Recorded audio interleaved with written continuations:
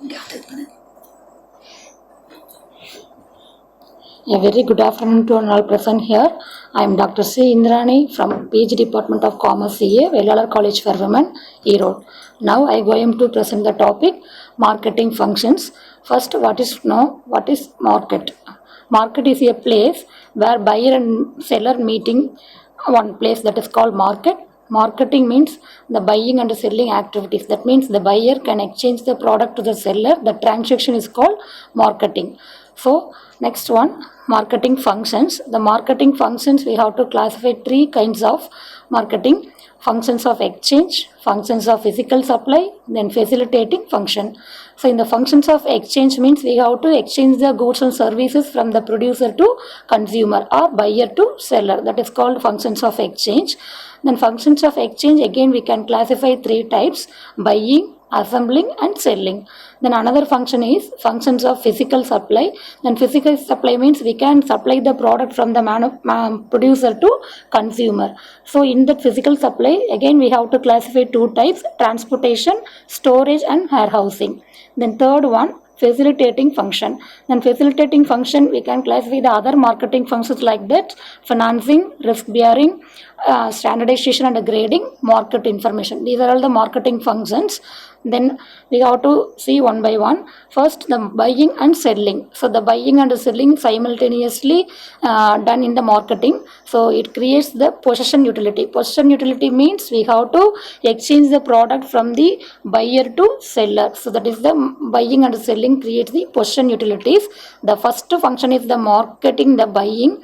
So the buying and selling simultaneously took over this marketing functions. Then next one, what are the problems faced by the buying? The buyer at the time of buying the product, what are the problems faced by? The first one, what to buy, how much to buy, and when to buy, where, how to buy, and how to negotiable price and terms of the. These are all the major problems faced by the buyer while purchasing the product. Then another one, purchasing methods. Purchasing methods, we have to classify different types. First we can see one by one. First one, concentrated buying. So it means where goods need to be purchased from a particular source only. So that means we have to concentrate only for the individual product, means that is called concentrated buying. The second one, diversified or scattered buying. So the process, in the buying process, the product will be scattered for different places.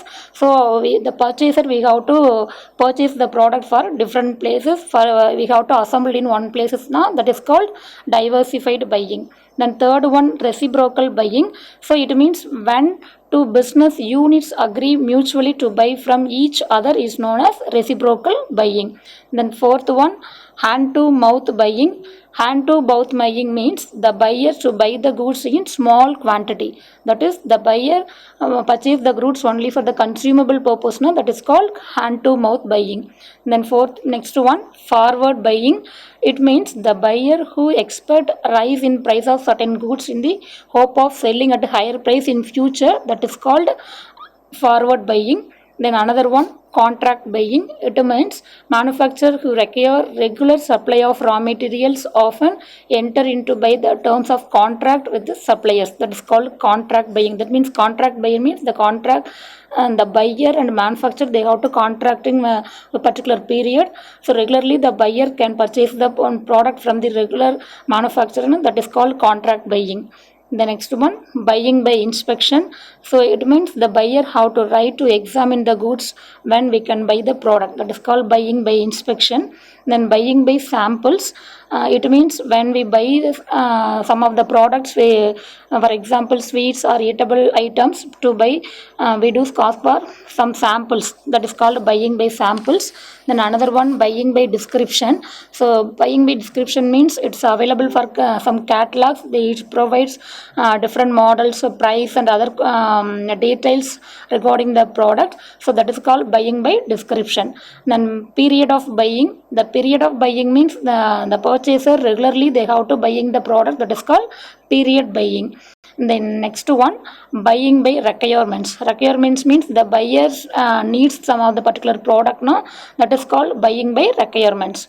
Then open market buying. So open market buying means the buyer they have to purchasing the product for the open market, means that is called open market buying. So these are all the methods of buying methods. So next one, assembling. So assembling means goods and the process of keeping the goods purchased from different places, they have to assemble to a particular place, that is called assembling. So another function, next one, advantages of assembling.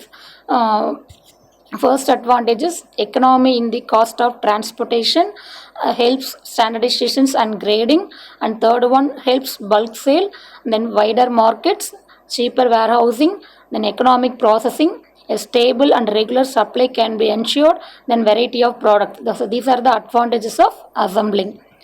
Then next function, selling. So already known what is selling means, the seller who sell the goods, that is called sales. So buying and selling simultaneously doing at the time of marketing. So the selling means the process of transferring the ownership of goods from the seller to the buyer, that is called selling. So the primary objective of marketing to sell the products at a profit, that is called selling. So next one, kinds of selling. So the selling, they have to classify different kinds. Sale by inspection. So inspection means when we have to sell the product, at the time they have to inspect the particular product, now that is called sale by inspection. Then sale by sample means the seller, they have to give some sample to the buyer, that is called sale by sample. Then sale by description. Sale by description means the seller, they have to display their catalog or description about the product details, that means sale by description. Then undercover method, action, tender system.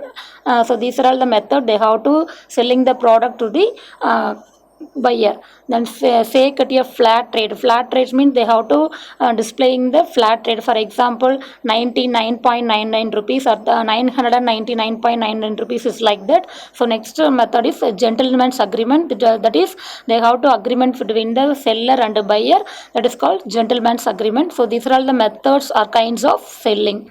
So another third function is functions of physical supply. So in that function again we have to classify it for the transportation, storage and warehouse. The first one we have to know transportation. So transportation means the goods produced in a particular place are not consumed there itself, because the producer, from the place of production, the goods need to be taken the various consumption centers which are scattered throughout the country or even throughout the world. So the transportation means the producer to consumer compulsory we have to using for the some transport. So and the transportation is very important for the each and every stage at the time of marketing. So next one, the transport creates the place utility, because the transportation means we have to moving the goods from the manufacturer place to consumer place. So that is the transportation, we have to create the place utility. So next one, classification of transport. So the transport we have classified three categories.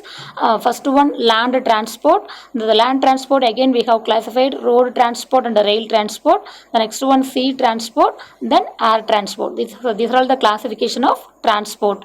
So next one, advantages of the transport. So while we are using the transport that marketing functions, we have facing many advantages. First one, widening of the market, the narrowing price difference over space, creation of more employment to the consumers and other peoples, facilitation of specialized farming, transformation of the economy, mobility of the factors of production. So these are all the advantages faced by the transport at the time of marketing. So another function is storage and warehousing. So storage means a manufacturer needs to keep adequate stock of raw materials to ensure smooth production. So the maintenance of stock of raw materials and finished products calls for storage. Then warehousing. So warehousing is a place where goods are stored. It is otherwise known as godown. It is usually found away from the place of business of merchant. So the storage creates the time utility, because whenever the needs the consumer, the manufacturer or the seller, they have to dispose the goods to the consumer. So the storage creates the time utility. So another function is facilitating function. There are ancillary functions also marketing. What are the facilitating function means? First one, financing. So financing function of marketing involves the use of capital to meet the capital requirements of the agencies engaged in various marketing activities, like that nature and volume of business, continuity of business during various seasons, terms of payment for purchase and sale, fluctuations in prices, risk-taking capacity, and general conditions in the economy. So next one, grading. Grading means sorting of the unlike lots of produce into different lots according to quality specifications laid down. So the grading follows this standardization. It is the sub function of the standardization. Then standardization means the determination of the standards to be established for different commodities, and the standards are established on the basis of certain characteristics such as weight, size, color, appearance, texture, moisture and content, staple length, amount of foreign matter, sweetness, taste is like that. So these are all the standards of the product. Again, the types grading, we have to classify different types. First one, fixed grading or mandatory grading. This means sorting out of goods according to size, quality and other characteristics which are fixed standards. These do not vary over time and space. Then another one, permissive or variable grading. The goods are graded under this method according to standards which vary over time. In India, grading by this method is not permissible. Then third one, centralized or decentralized grading. That means in respect of commodities such as ghee, butter and vegetable oils, where elaborate testing facilities are needed for checking purity and assessing quality has been placed under centralized grading system. Then advantages of grading. So grading before sales enables farmer to get a higher price for their produce. The second advantage widens the market for the product. The third one is reduces the cost of marketing. Then fourth advantage is eliminating the cost of handling and weighing at every stage. And then fifth advantage, grading helps consumers to get standard quality products at fair prices. The last one advantages of the grading, contributes to market competition and pricing efficiency. Then another function is storage. As storage, we have to store the particular product. So what are the holding, preserving the goods from the time they are produced until they are needed for the consumption. Next one, what are the advantages of storing? The first advantages is ensures a continuous flow of goods in the market, then protects the quality of perishable and semi-perishable products from deterioration. Then third advantages is stabilization of prices by adjusting demand and supply. Next one, storage provides employment and income through price advantages. Then what are the risks faced by the storage? First one, the quantity loss, quality of deterioration, then price risk. Then another function is market information. So it means reception of the knowledge or intelligence. That means then we have to sharing the knowledge or experience from the producer to consumer. So in that market information, we have to classify two types: market intelligence and market news. Market intelligence means the relating to such facts that prevailed in the past and future. Then market news means it refers to current information about prices, arrivals and changes in the market conditions.